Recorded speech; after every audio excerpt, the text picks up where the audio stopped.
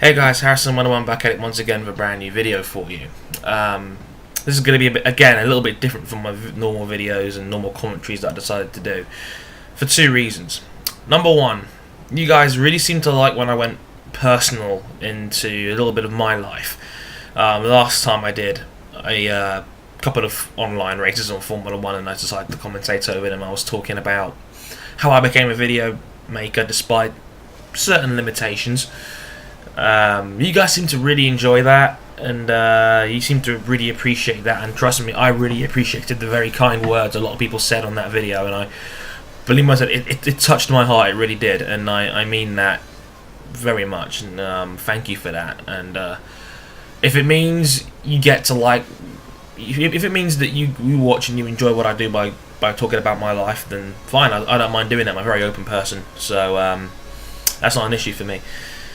Reason number two is that one of my favourite YouTubers on here, MrsNadasfan, head guy at Sports Gaming Universe, he did a real talk video and he was talking about his 2010 and how he lost his grandmother and his mum that year, and how it affected him, and it was something, because I'm very good friends with his wife, Cara, MrsNadasfan on YouTube, who made a response video to that, and it was hard to watch because I can relate to what they went through, because I lost my gran back in 2007. She was, I think, 66.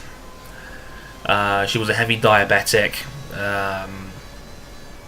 Her blood sugar count would spike and drop all over the place, and it was something that was really hard to predict. And I remember she had a hypo attack when I was 11. She had a hypo attack, and I had to call in the ambulance, and that was quite scary. But she lived in Nottingham, like 200 miles north of where I am, more in the countryside kind of Nottingham.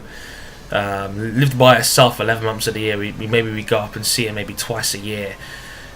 She was an amazing woman, a real inspiration. I was extremely close to my gran. I loved her very much.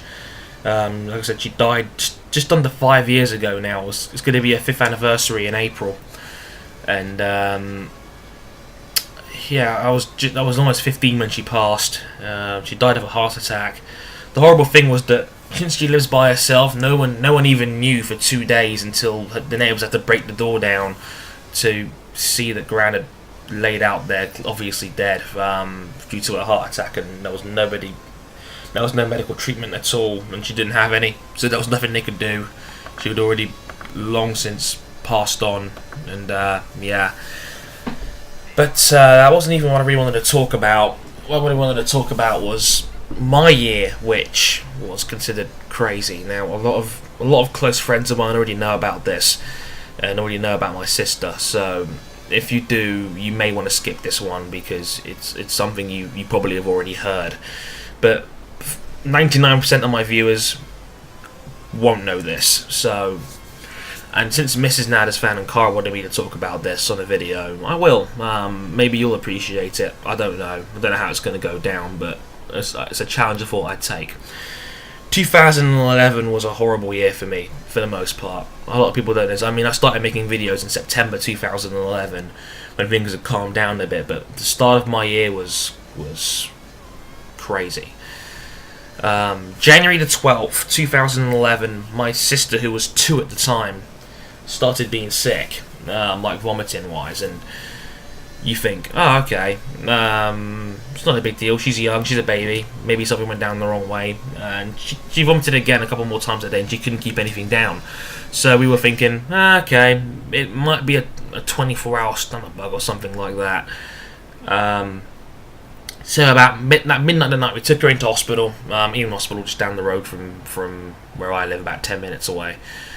Thinking again, we were optimistic. We thought it might just be something minor like a stomach bug, and you know, maybe we can take her home in a couple of days when everything settles down. And the next day, we didn't hear any news from the hospital. We just kind of lived a normal day, because I'm at university 4 days a week, and Ryan's obviously in high school every day, besides the weekend. So we just acted normal, you know, didn't think much of it.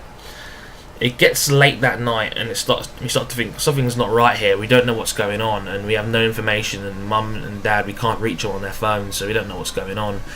Next thing you know, my mum is being dropped off by our grandparents on my dad's side. My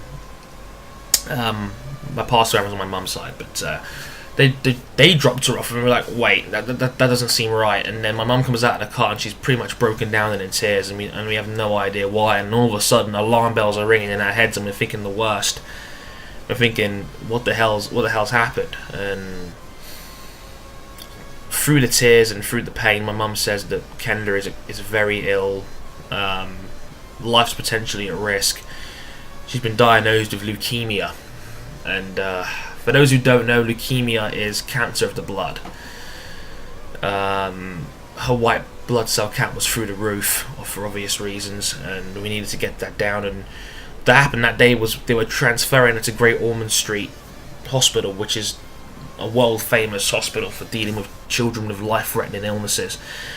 During that day, they transferred her over to there, and they were starting her on very strong chemotherapy immediately. And it was a horrible month. Basically, what happened was my parents were rotating every day. My mum was there pretty much full time. She'd only come home on the weekend for maybe a day or two just to see everything at home was running okay.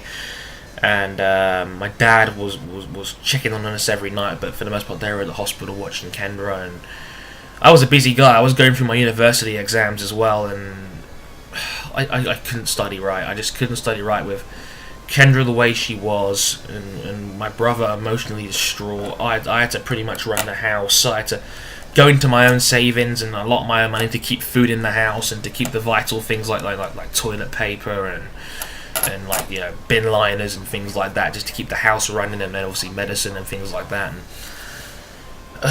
it was a rough month, because she was in hospital the first month before she could even come home, just to make sure her white blood count wasn't stupid high. And I only got a chance to see her once during that entire time she was in Great Ormond Street. In that, when I saw her, she looked so much smaller. She had lost a stone in weight. She lost about 33% of her body weight. She only weighed about 3 stone beforehand, so it was even worse when it looked like it's like she basically lost a third of her body weight, and that's huge. And you got all these tubes coming out of her, and you think, shit, that's my sister. It's quite surreal as well when you see Great Ormond Street Hospital on their commercials, and you think, damn, thank God my sister isn't in there. And you say that from a blessed standpoint, not because of disrespect to anyone else who actually is in there, and God bless them. They all have to fight so hard for their children and for people they care about. But it's quite surreal when all of a sudden you're walking through that same hospital. And yeah, we brought her home a month later, and she caught an infection the first day she was at home. Basically, after chemo, she lost all her hair, and as a side effect of that as well, she had no immune system, because basically when you're ill and going for chemotherapy, it completely strips your immune system away. In addition to that, it also means you're very susceptible to getting ill. A cold could kill you. Basically, she had an infection. She had to send her back into hospital again for a whole 10 days so you could clear up the infection. Basically, if she has a high temperature, you've got to put her in the hospital. If her temperature's over 38 at any point, you've got to go to the hospital in case it's an infection. And that still happens to this day. I mean, every week, my mum has to take Kendra to the hospital for chemotherapy, for appointments for medicine. And this has been going on now for over a year. I mean, it was a year a couple of weeks ago that she was first diagnosed. And for people who've been asking me, well, what do I do behind the video making and all that? I mean, I have my own website. I run it now and again. I'm a university student. I had to pretty much drop out of uni the first year. I failed my first year in uni because I was spending so much time taking care of Kendra. I couldn't study properly. I just couldn't. I mean, my mum was telling me, oh, Andre, don't worry, study for your exams, but I can't. She's my sister, and I love her to death. And that's just one of those things where I have to do it. And It's annoying because I'm in the can. It's not a great feeling. I'm about minus £300 like on my bank account because I'd spent so much money on keeping the house going. I had to effectively dig into my own savings, and that was horrible. I didn't want to do it, but it's one of the things you feel like you just do it. It's a spur of the moment thing. You've got to do it. And I'm back in uni now, and I'm still feeling the adverse effects. I'm probably going to change my uni course. So I know people have been asking me, what do I do? I'm a university student, I'm a business student in my spare time. I'm not a big fan of the business course. I'm thinking of changing courses for September. It's a common thing in university where I think something like 40% of people change their courses, but it doesn't really matter right now. And that whole thing has put a lot of stress on my parents' marriage. I mean, they're currently trying to work things out, but if I'm honest, it's not looking very good. I've got a feeling that they're probably going to split. It's not great. But Kendra is a fighter, and she's an inspiration to me, because despite going through so much medicine, so much horrible chemotherapy, something that strips you to your bone, and it's powerful drugs and steroids and medication that she's been on non-stop for the last year, she still smiles. She's still a little princess. She still acts like she's perfectly fine, and even though she's actually very sick, she acts like every day is a blessing and every day is normal. And my attitude has always been, if she can smile through everything, I can too, and that's exactly what I do. And she still loves us all, and we love her very much, and we will keep fighting for her health.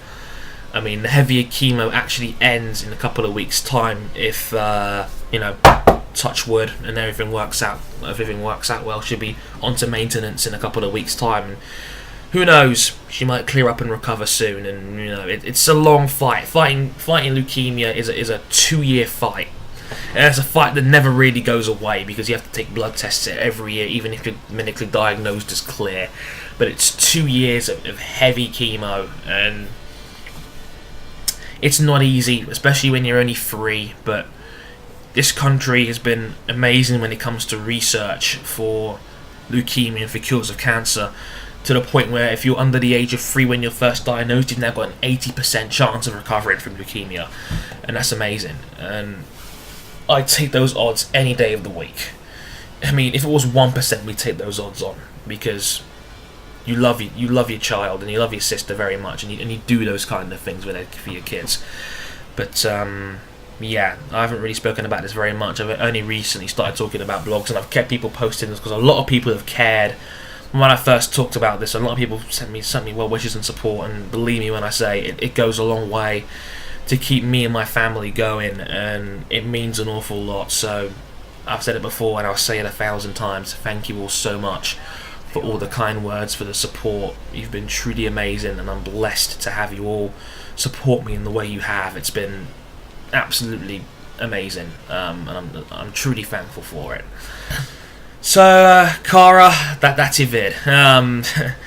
I did this for you. I did this for you and Matt. You guys are amazing. Keep up the hard work. And this is for you guys as well, if you want to know a little bit more about what I get up to at home. That's your answer. It probably wasn't the answer you were expecting, but it's an answer nonetheless. Enjoy the rest of the video. Let me know what you think below, of course, and please rate the video if you enjoyed what I had to say, or if you could relate to what I had to say. Feel free to rate it, whatever you feel is right, whether you liked it or didn't like it, and that's up to you. I've been Harrison101. Thank you very much for watching, and sayonara.